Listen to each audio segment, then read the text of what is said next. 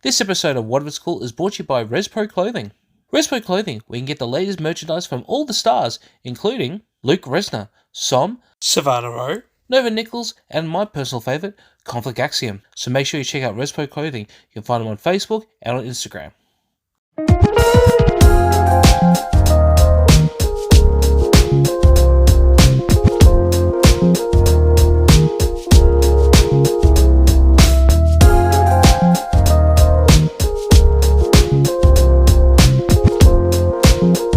Hello, welcome to another episode of What If It's Cool, the show where we talk about anything and everything that is cool in the world today.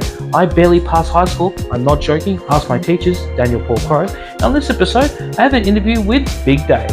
We talk about his somewhat kind of feud with our Big Dave here in Australia, the evolution of his name, and we talk about his home promotion, Grapplemax. So sit back, relax, and enjoy being smart to become big with Big Dave.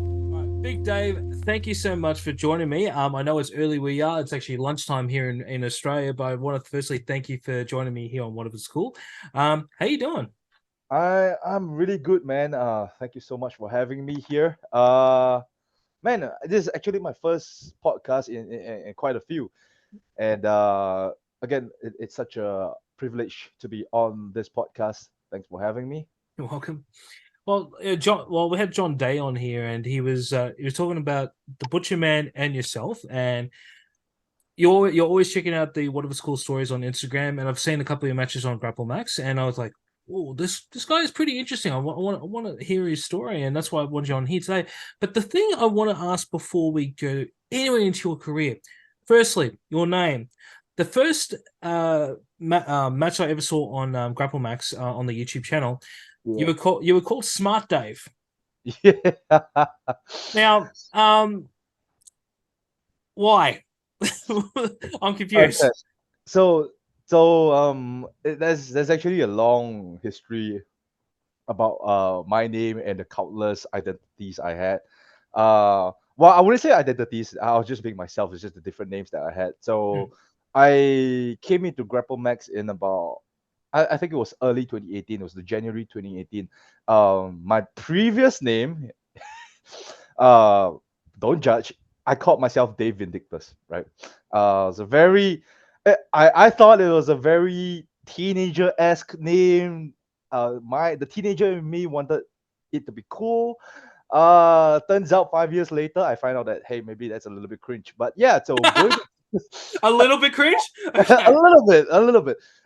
So yeah, going to Grapple Max, I needed kind of like a rebrand. So just a little bit before I was in Grapple Max, I was in Malaysia. I was wrestling this guy called Gotham. Uh, Big ball dude. He's a really sweet fella. So in that match, I kind of had this idea to point myself very obnoxiously, and I go smart, and I'll point to him and I'll say stupid, and a crowd like really caught on because Gotham was a heel, right? So the guys there loved it.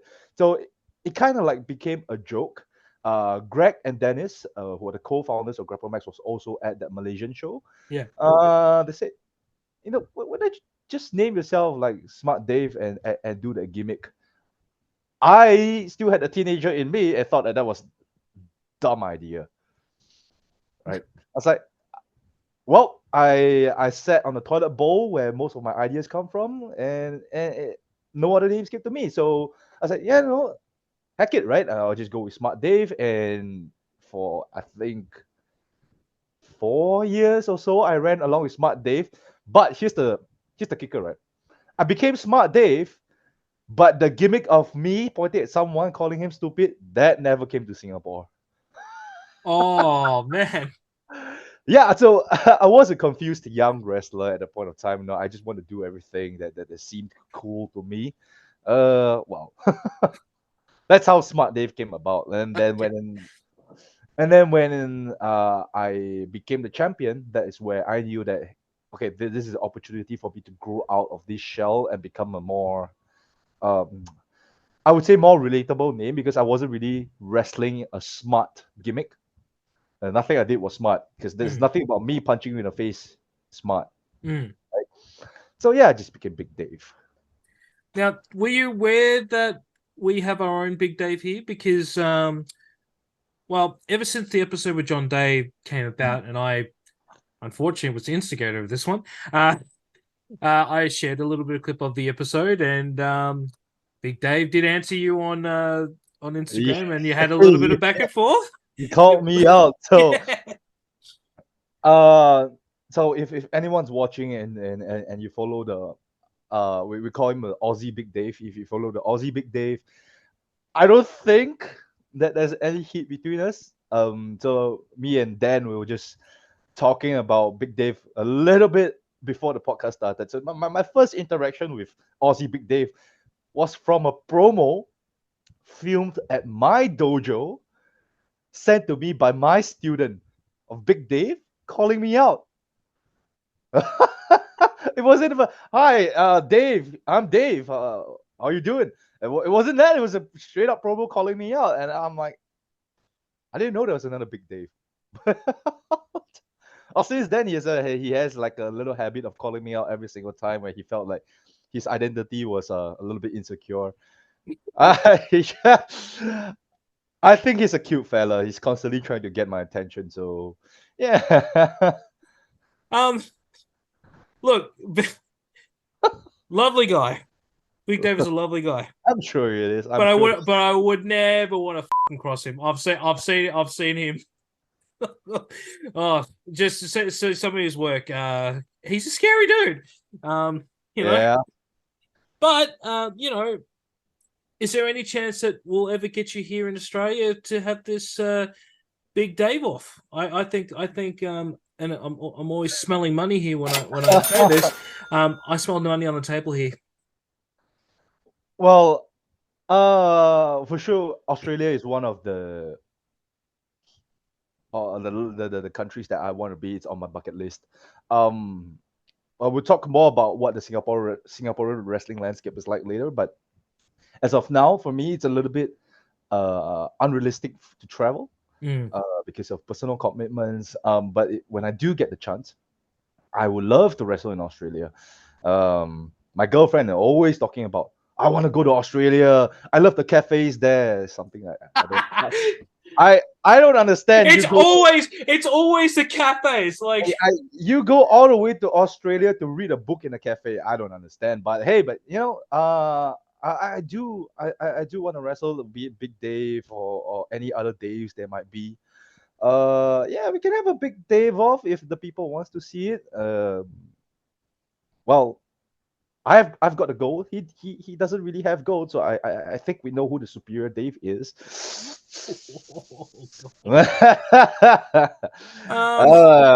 Poking the bear a little bit there, yeah. But hey, yeah, it's always good to have that kind of match. Always good to have those kind of inter-promotional matches. Why not? Let's have some fun. Yeah, sure. Make sure to use the hashtag Big Dave as a Big Dave. Let's make it happen. Oh jeez. But any promotion that that does book that match, 10% goes to me, okay? Because it was my idea. I'll be sure to tell them that. Oh, I love money. So Dave, let's get to know you. Firstly, how did you come into wrestling? Okay, so I watched wrestling since I was a kid. Like, you know, everyone, most of us watched wrestling when we were kids. Funny enough, my first match was Eddie Guerrero's last match. Whoa! Okay. Well, let it sink in, yeah. Man, it was Eddie's match with Mr. Kennedy, the little one with the chair.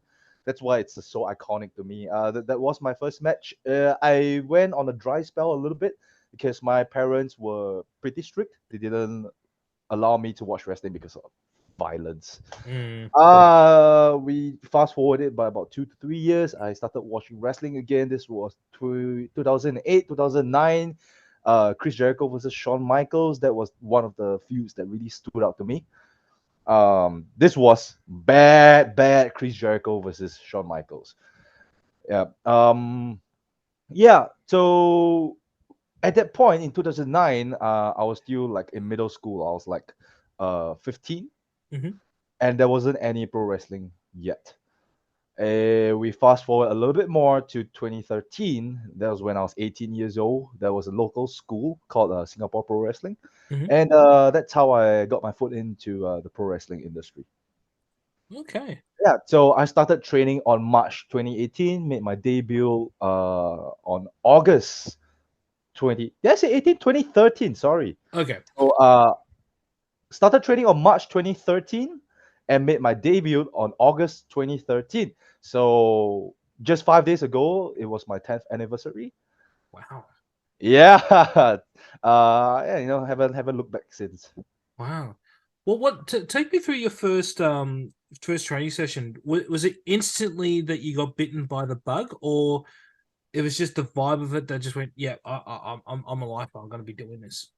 You know, when you start wrestling your pillows on your mattress or beds, that's when you know you are a little bit, too much into wrestling. So I mean, I don't have siblings, right? So the next best thing is my bolster. I'm not sure if it's called the same thing in Aussie, the long pillow thing. Um, I just know it as a long pillow. I don't think I didn't right, even think it right. was a So name for for it. Asian, for most Asians, we'll call it a bolster. Yeah. Uh, so yeah, so I would wrestle anything that was as long as a human. I had a long bolster. I would like kind of suplex it on my mattress, jump off like tables. So yeah, that at that point, right, even before I had set foot in wrestling, I knew that hey, this is something that's really fun. I really want to do it. And again, like I said, once I had my chance, I set my foot in, never looked back. 10 years passed. And now I'm a champion at Grapplemax. I would say I'm the main coach at Grapplemax, the main creative booker of Grapplemax, a lot of things. Yeah. Wow. Well, let's talk a little bit about Grapplemax because obviously you started in was it Singapore Pro, right? Yeah, Was it? there was Yeah. only one back then, but at some point it branched out to three. Mm. Grapplemax being one of them. Yeah. How did you come into Grapplemax? So at some point I decided that hey, it's that's enough. My what was that? My vision, right? My vision didn't kind of align with what Singapore Pro Wrestling was doing. Mm. And my ex tag team partner, who also started out with me, his name is Greg. He goes by Boss Gregory now. He's also the co-owner of Grapplemax. Mhm. He said, "Hey, why don't you join the team and we'll try to make something out of this. We'll make Grapplemax big," which really connected with me because I'm all about the grassroots. I'm all about the community, giving back to the community. Uh, I saw opportunity there and say, hey, you know what? Let's do this together. Mm. Since then, we have been killing it. We've been really reshaping the landscape here in Singapore, the wrestling landscape here in Singapore. Yep. So that's how I got into Grapplemax. Well, it's funny because when I had John on the show, he was saying how very young wrestling is over there in Singapore, and I'm still bloody shocked because I thought wrestling was universal. I thought it was every single country would have some form of it for years because it's the world's greatest sport in my opinion. Mhm. Um, but because Grapplemax is 6 years old, right? 6 or 7 years old, right? I would say they started somewhere in 2016, 2017. Mhm. So we're just about 6, 7 years. Yeah. Yeah. And the fact that it's so young, it's just like I think it's gonna be bigger for you guys, in the long run, and like just some of the videos I've seen, I'm like I'm amazed that it's like for something that's so young in a country that's never really had it. You guys are kicking goals, man. Like I'm so proud of the production, so proud of the promos, even the announcing as well. Like it's Yeah. like I don't know, I don't know the match you sent me last night from the outside settle outside Stand event. outside. Yeah. Yeah. Yeah. I don't know the gentleman's name because I didn't hear it. I thought he was on par as the guy from New Japan. I just thought he was just very, very good, Like So you guys are fantastic. So yeah, I mean, Grapple Max is all about create. I wouldn't say creating talent. It's more of identifying talent. with, like I said, we are all about the community. We're all about working with the community, with our wrestlers, our members, in and out of the ring. So the announcer which you spoke of, his name is Sean Rick. He's actually a radio DJ. Ah, Yeah. I'm not sure if that's the correct term, but he works at a radio station. Yeah. So that's why he's got such a beautiful voice. The production, it for us, it's a milestone. As epic as it was a huge milestone for us. As you saw, I sent you a couple of matches. The earliest match that I sent you was 2019, and we were wrestling in a gym somewhere on a mat. Sure, it was a different kind of epic back then, but it just goes to show how much Grapplemax has grown since then. And all of this wouldn't be possible if we didn't invest, our faith, time, and money in all these talents that we have. So our photographer, he does our art. Najuan, he's amazing. He does all our match cards, the posters. He always makes us feel like superstars. We got Christian, our current cruiserweight champion. He runs logistics. Without him, the ring wouldn't be functioning. We've got Ramus, Wildfire Ramus. He's filming he's filming all the promos for us. He's the one that's directing the action scenes and everything, and it really makes us look like, superstars. And that's really the term here, because for most people, when they come into wrestling, they come in to do pro wrestling, the image is always, okay, I want to be like The Rock, I want to be like Stone Cold Steve Austin, and this right here was the definition of a superstar. So we didn't have all of this back then because we're still figuring things out, we're still trying things out, experimenting. But right now is again a milestone to show that how much we have evolved. We have our own spanking new studios. I'm not sure if you can see it. Grapplemax. yeah, you can totally see it there. Yeah, yeah, man. I keep saying evolution, man. It's all about community. Yeah. You're gonna have to send me one of those shirts. I'd love to wear them. But by the way, if you guys are loving the shirt that I'm wearing, you can definitely get it at our sponsors here at Respro Clothing. Make sure to check them out on Facebook and on Instagram. That's a cheeky plug. Yeah. Well, if you buy it from this podcast, I get 10% of the cut. Yeah, let's do it. Money. Oh, I don't know why man. I might be the 10%, but what? first person I've had on the show that gets me completely there with the cheeky plugs. I love it. Yeah. Discount code Dave 10% to get 10% off, and I get 5%. Perfect. Off the cut. Yeah, guys. Yeah. I'm just kidding. He's the boss. He's the boss. He decides, not me. Yeah, I'm just kidding, guys. But it's good to see that the company is investing and just getting bigger and bigger. It's hard to believe because that was 4 years ago, the match we sent, which will be an episode of oh my god, I can't believe I'm going to stuff it up. Reaction Wrestling Wednesdays, which will be coming up a week after this episode. But it's for watching that early footage. I don't know what it is about in the gym, but I really liked it. It felt really underground. Like it's like what Lucha Underground. Yeah. In my mind, what Lucha Underground should have been. It should be like really like hush hush and like in there. So again, we talk about the evolution of Grapplemax. Back we talk about wrestling in the gym. It really felt like a PWG show. If you've seen like PWG, that's just how intimate it was back then. We're gonna do a reaction on that, but I think it's also important to showcase maybe the most recent video. This is just how much we have grown. Production value. We've got our own Titantron. We've got lights. Yes. Lights. Trust me, guys. The lights is the hardest thing to achieve, man. Smoke machines. For a company that almost started from zero, I would like to think that that's really a huge step up. Maybe Dan here can show you some snippets of what the setup outside the most recent event looked like versus the reaction video one. You guys can get a good gist of it. Yeah. Yeah, I'll definitely do a reaction video to one of the matches. Actually, I might do a reaction to that match you sent me, the the one where you retained against DJ How? Carl.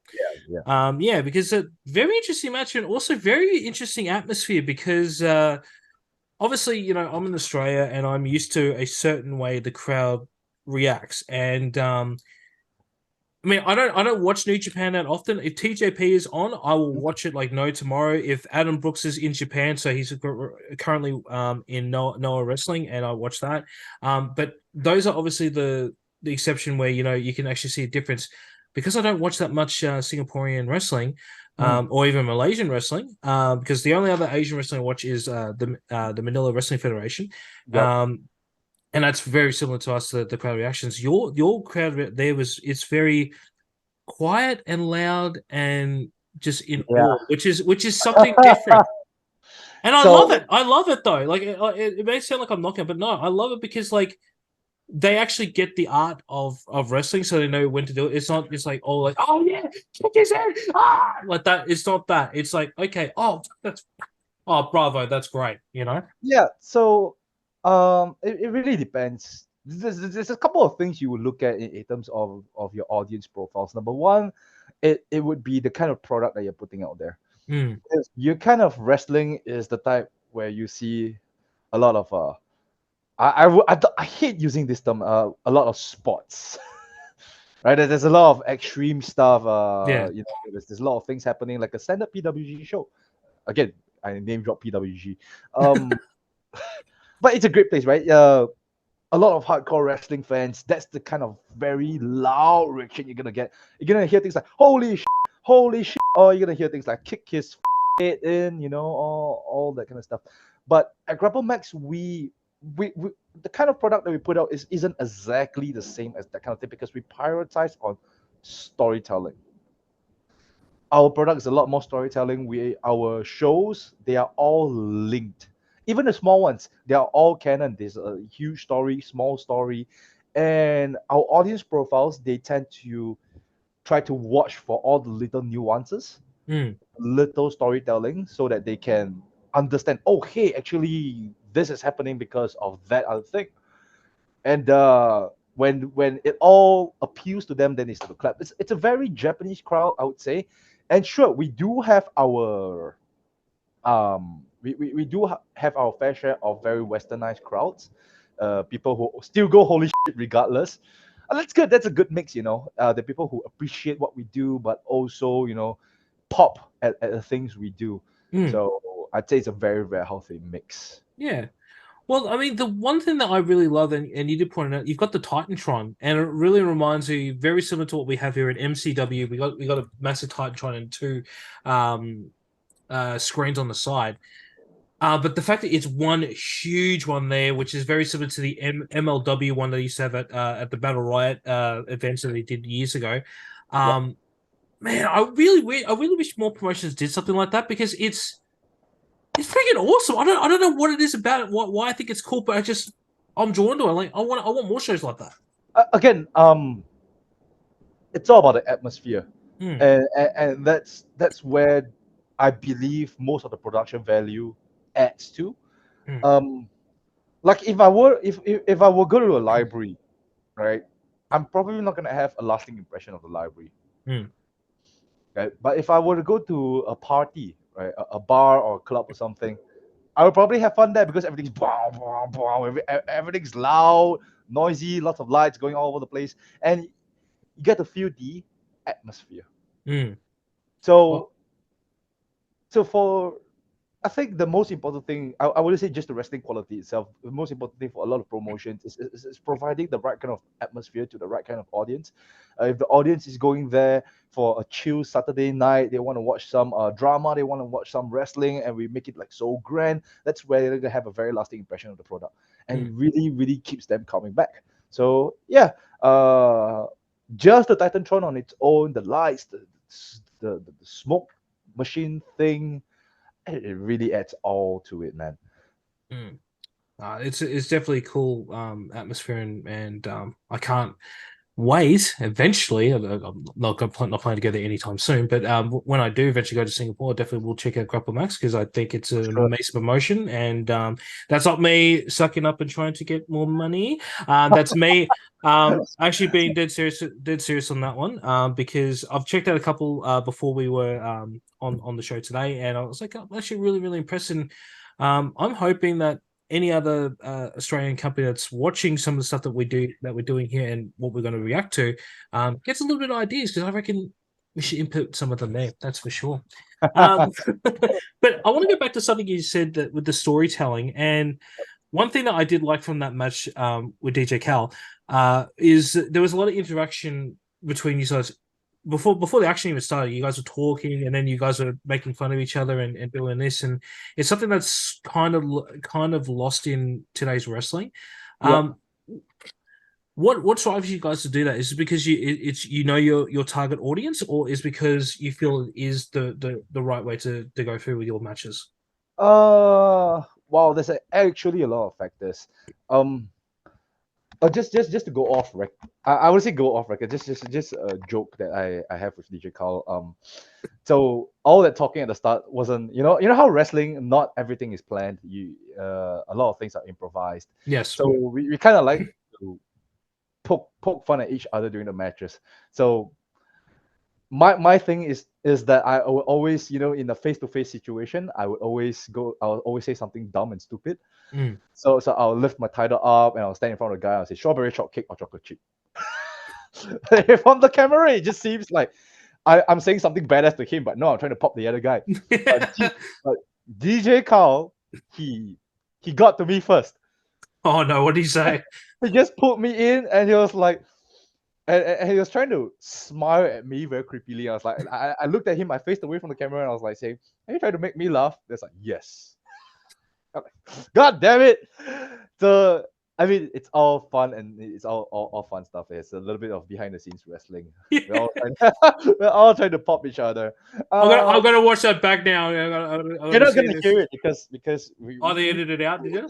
Oh, we know like how to position ourselves and all and whatnot. But yeah, the storytelling. So back to the main topic, right? yeah. So storytelling really became the main focus of Grapplemax ever since we came out of the pandemic, because before that the focus was just trying to showcase our talents, Mm. our new wrestlers, our current wrestlers. Then we took it upon ourselves. Hey, maybe we can have a more consistent product and we can tell great stories. It's not something that many, I would say, many companies in the region are doing, because it's always exhibition match, exhibition match. Mm. You're just going to see two people wrestle. You don't really get invested. Sure, you tend to gravitate towards characters, but you're not really that much invested because there's a lack of a storyline. Mm. As to the match itself, I would say that it's just my style to do a slow, methodical pace. I don't like to go super fast unless I really have to, because again, it's a story that you tell that the people will remember. And I think Randy Orton said it best. You're best. You're only as good as how you finish your match. Anything else before that, you do like 1,000 flips, no one's gonna remember, because everyone's gonna remember the low blow that I received at the end and my stupid face. They're gonna remember that, right? Yeah. Again, you couple that with understanding the crowd that we're having. Our crowd, I'd say there's a portion of friends and family, there's a portion of casual fans, and there's a tiny portion of hardcore fans, right? And it's making sure that everybody understands the story you're trying to tell. I don't want to just speak to one part of the audience. Maybe I do. Maybe there's an Easter egg in there, right? But at the end of the day, you want every single one sitting in the audience to understand what you're trying to do. That's why storytelling is so important. And storytelling is one of those ways where you can build your character. And not many people take advantage of that. For example, what is Big Dave's motivation going to this match? How does Big Dave perceive DJ Carl in this match? It is all very important, because if that is communicated to the audience before the show, then they can have some expectation going in. So, actually, this is quite personal. Why? Because DJ Carl was supposed to be the ace of Grapplemax, but then he dropped out of a tournament for the title because he got COVID. He spent the rest of the time climbing back up the ladder. He won his number one contendership match. At that point, Big Dave has already had like 2 title defenses, and DJ Kyle feels like, okay, this is a time where he goes into his rightful place as the champion, right? But Big Dave says, nah, sit down, bitch, right? Because Big Dave is Big Dave. Big Dave is Big Dave, right? So it's a story of the best, the ace versus the coach, right? The coach is the best because he's the champion. Yes. And many people would wonder, okay, so DJ Kyle's the ace. He's the main guy, going in. He's the main guy of Grapplemax. Surely now you pass the torch to DJ Kyle. That's where the investment comes in, right? Say again, most of our matches, we have exhibitions matches every now and then. It's for the newer guys, but for the more experienced guys, I try my best to put them in engaging storylines to help them build their characters. Right now, we have a wide array of characters. Like myself, we've got Aussie. If you've seen them, they're not Aussie. Thanks for ruining that for me. I thought they were. They met in Aussie, but they're not Aussie. You're not actually Aussie, but they call themselves Aussie. We got Showtime Inc., right? The most over faction in Grapplemax. We've got characters like Hotshot Wilson, Wildfire Ramos, even our upstart Ben Suchak, Ryan, all these guys, they all are starting to build on their characters. They're all building their little fan bases. You come in, you hear a group of people say, hey, I love Ramos. I love supporting him. And they've got some people coming in and say, hey, I love Big Dave. And when Big Dave and Ramos face, you've got a very mixed reaction, which is great, right? Because we know what we're doing is working. Yeah, no, that's true, and it's good that you guys are focusing on the storytelling, because this is something is very lost in wrestling as a whole. Because you're right, there is a lot of exhibition matches. Like I'm not naming promotions. I'm not even saying Australian wrestling. I'm just saying in general, there's so many exhibition matches that we do forget a lot of the storytelling out there. And look, I do miss. Can't believe I'm marking out now. What I want to say is I miss the storytelling of the 80s and 90s, where it's just, it would always build to something bigger and bigger and bigger. Not just, okay, we're going to do this for a couple of weeks and then it's going to be a new storyline. No, I missed it. Like there was like something building up. Because sometimes when it comes to wrestling and just in storytelling in general, like in mainstream media with movies and stuff, when it pays off really big, it tugs on the heartstrings. Here's my money. We're done. Yeah, man. And that's really the beauty of matches that really have a lot of storytelling in them. Nothing wrong with exhibition matches. I think that every promotion needs to have their marquee match. Sometimes we got big names coming down, and people will pay good money to watch that. Can't say no to money, right? No, cannot say no to money. And at the end of the day, again, it's the kind of product that you want to show. And our product just so happens to be heavily focused on storytelling, but there needs to be variation. So that really helps to that is really what makes a company successful. We can't do everything storytelling. That's not going to work. We're going to need one match that's going to be high pace, higher octane action. Bum, bum, bum, bum, bum, finish. Everyone goes, whoa, athleticism. And then for the more important matches, maybe the storytelling comes in and everyone, like you said, tuck their heartstrings. So yeah, it's very important to have a mix. You can't have too much of one thing, right? But you can't have too many of different things. No, exactly. Yeah. Now you are currently the open weight champion of Grapplemax, which is first and foremost, congratulations. Because look, it's great to have a title, but it's not the only open weight champion ship that's really important. To be honest, my personal belief that the best openweight championship is the Adrenaline Pro Wrestling Legacy Openweight Championship, which is currently held by the boss of Conflict Axiom, these boys here, Chris Law. What I would love to see, but what I would love to see one day is your openweight championship versus our openweight championship, and see who's the real openweight championship of the world. Well, if you pay me enough money, I would think about it. Nah, I'm just kidding. uh, Again, having being the booker for quite some time, it's always about what kind of matches that sells to the audience. As a wrestler, I'd say yeah, I'll do it, man. Anything to inter promote, to get more eyes on the product. So I know that I'm gonna be the superior champ. That's all I can say. Yeah. But hey, at least you guys still stand to win something, right? You get eyes on your product. I don't think that's a loss at all. Mm-mm. Okay, that's a little bit kayfabe talking. Yeah, I don't mean that. Oh, I don't mean that.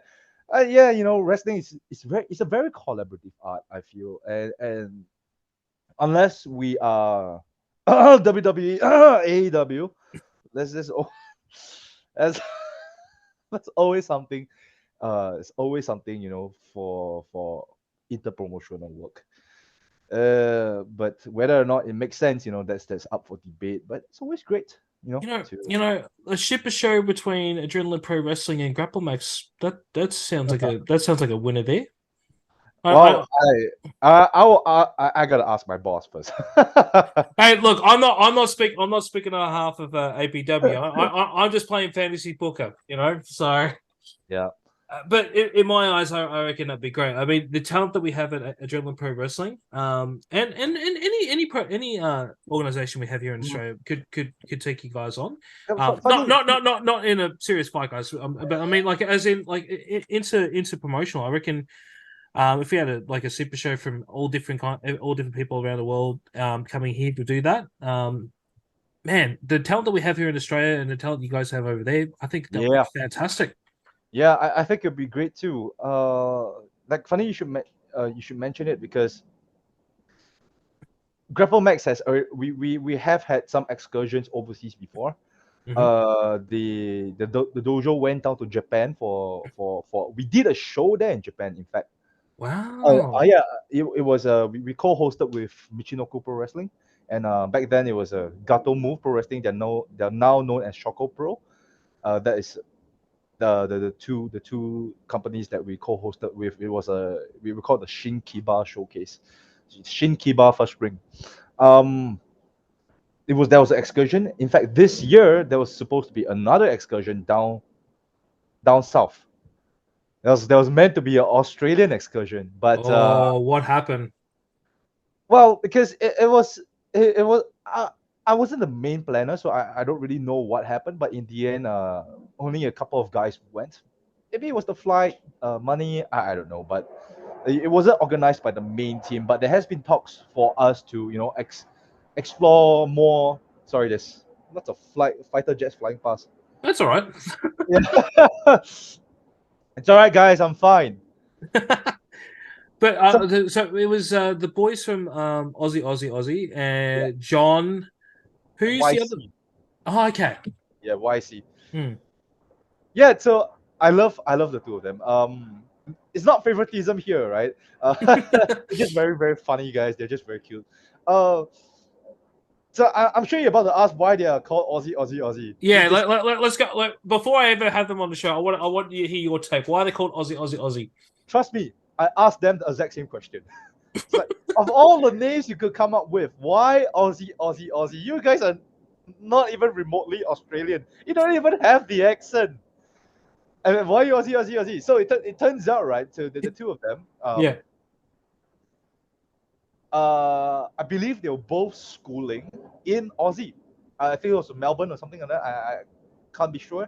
They were Yeah. both schooling in Aussie, Mm. and then there was a New Japan show.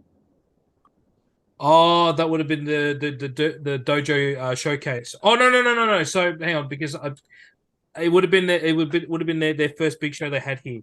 Yeah. So this was Yeah. I believe this was a pre-pandemic. So Yeah. they kind of like ran into each other. I'm not sure like how they recognize each other as Singaporeans. I don't know. Point is they met. And they come back to Singapore. One of them signs up for Grapplemax. In a couple of weeks later, the other one signs up for Grapplemax. And then the Spider-Man meme happens.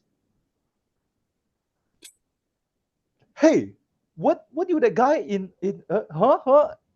And then they had a common bond after that. It was never the idea for them to become a legitimized tag team. It was just a series of random events that caused them to tag team together. And Yeah. and they were making jokes that, hey, we are both from we both met in Aussie, and that's how Aussie became a thing. I know it makes zero sense, but whatever sticks. All right. Hang on. In saying that though, we have rated RKO, rated is it RK Bro? We have oh my god, MJF and Adam Cole. Like the best tag teams. Oh, the best one out of them.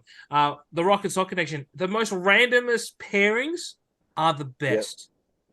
Yeah. So I'd say a lot of our current tag teams, they all spawn from having good chemistry together. So you remember I spoke about how we used to have like random showcases. Yeah. And that bodes the same for tag team matches as well. So we would try to put guys in tag team matches to try to get everybody on the card. This was our formula back then. And you start to see, these guys having good chemistry with each other. And in wrestling, there's this phrase. I'm not sure if you're aware of this. It's called "whatever pops the boys will surely pop the crowd." Yeah, I've heard this saying. Yeah. So that's just how our most over faction Showtime Inc. came about. It was just two guys randomly being stuck together, and they were so funny together. And there's just more guys piling on into the faction, and they cut like absolutely hilarious promos together. It's very funny watching them. And Aussie is the same thing. It's just two nerds getting together and calling themselves Aussie. Sorry guys, if you all hear this, I'm sorry. But yeah, you guys are very cute nerds, right? Like two dudes getting together and having the same nerdy love for wrestling, having met in Australia and just calling themselves Aussie is really great, and they really do have a genuine bond together. They're really good friends, and they also have this genuine chemistry where every move they do really feels like they have been working together for a very long time. And that is the kind of feeling you get after like 2-3 matches in, which is not something you see even in modern day tag team wrestling. So yeah, I'd say the most important thing for all this randomness to happen is to have good chemistry. But of course, there will be teams that have to make sense against storylines. Yeah. We've got one faction called Inglorious, which is led by Greg, Hotshot Wilson, and Wildfire Ramus. These three guys, as before they formed, they didn't really have any form of interaction before. But what they were three guys who were being underappreciated. They kept losing because they were goody two shoes, and it's a very simple narrative to turn heel, right? So and just banded together, all three of them, and started running the show in 2019. So yeah, it's good to have a mix. Like I said, it's very, very good to have a mix.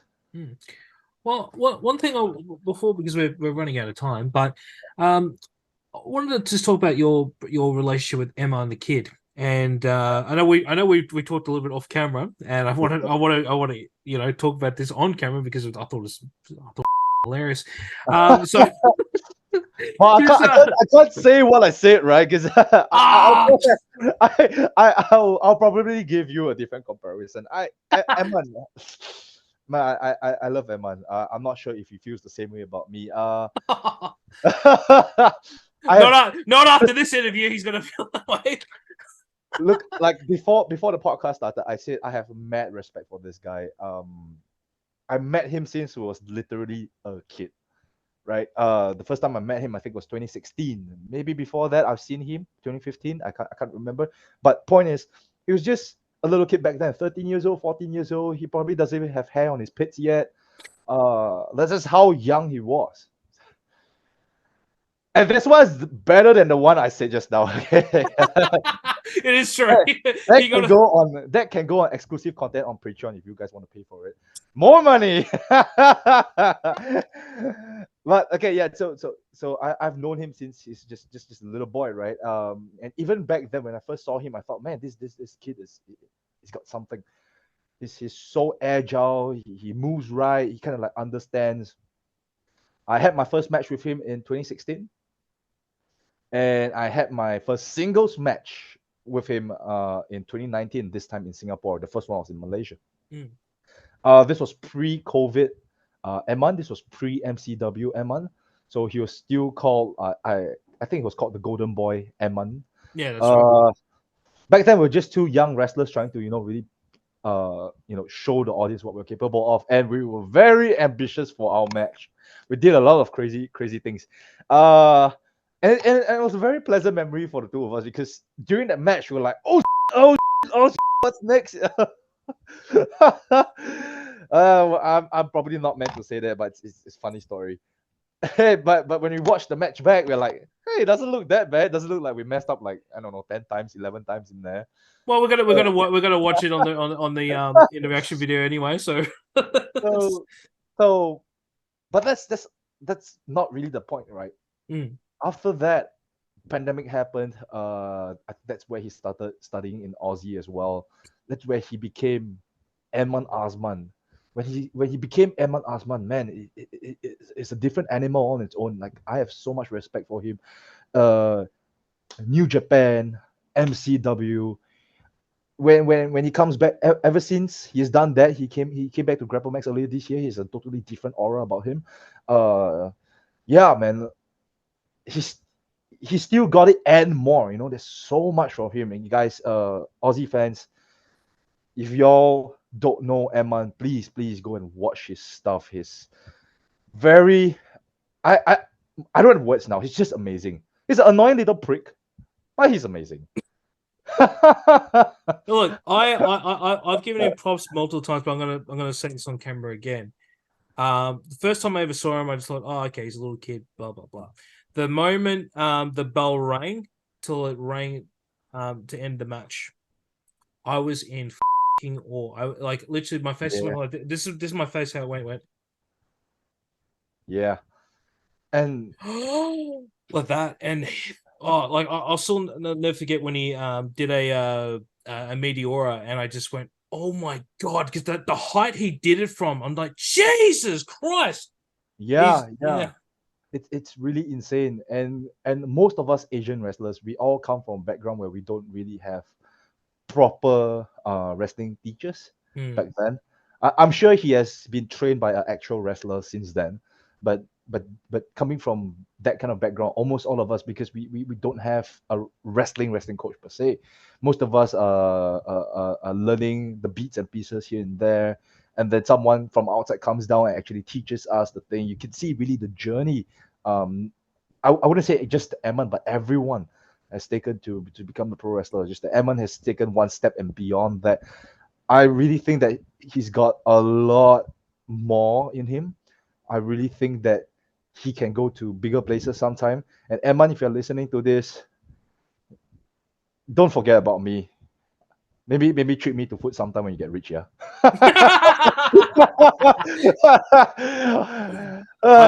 I'll get him on the show, and we'll talk a little bit business, and then 10% goes to me, guys. Yeah, 100%. Listen to Eman's story. If you don't know his story, listen to it. He's got a wilder story, man. Yeah. Now I've definitely got to get him on the show eventually. Yeah, but he's a very, very busy man. He's this week, but obviously this is going to be a month after. But he's going to be in Renegades of Wrestling, taking on GCW. So it's going to be very, very interesting and very. I'm very excited for that one. Unfortunately, I cannot go to that. I'm working on the day it's actually doing it, so that sucks. But hopefully they show the replay of that on Fight TV, which is going to be absolutely fantastic. Now, we come to the staple question here, Big Dave, on What If It's Cool. What is something that you find cool that nobody else does? Grapplemax. Oh, that's cold. No, but in all seriousness, at the start of the podcast, we talked about how much we have advanced over the years. We started from a very humble gym, as a very humble gym. We were renting out some gym in town, we're renting out the space. We just a collective of like what 15 guys. Right now we've got like 40 active members in and out, maybe 50. And the most important thing since then, within that 6 years, is that we went from a rented space to a studio. Well, technically it's still rented, but we have our very own studio. It's no longer a shared space. We have super high production value. We've got an amazing team to drive the product forward.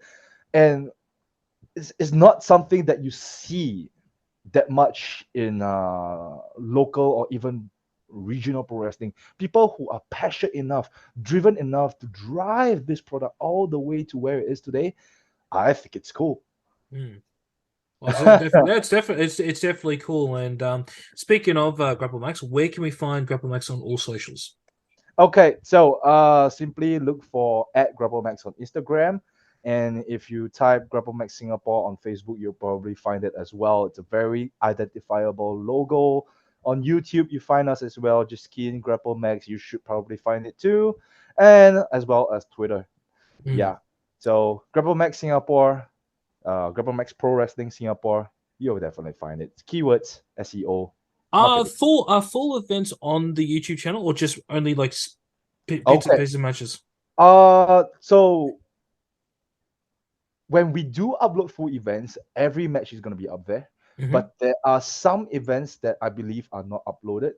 But I would say since last year, we have been consistently uploading our matches. So you get at least 2 years worth of consistent storytelling or matches. Yeah, but we do have our older matches is all on our playlist. You can check that out under the playlist section. That's the one we actually wrestle on mats. And yeah, that's another thing that's cool too. We used to wrestle on mats.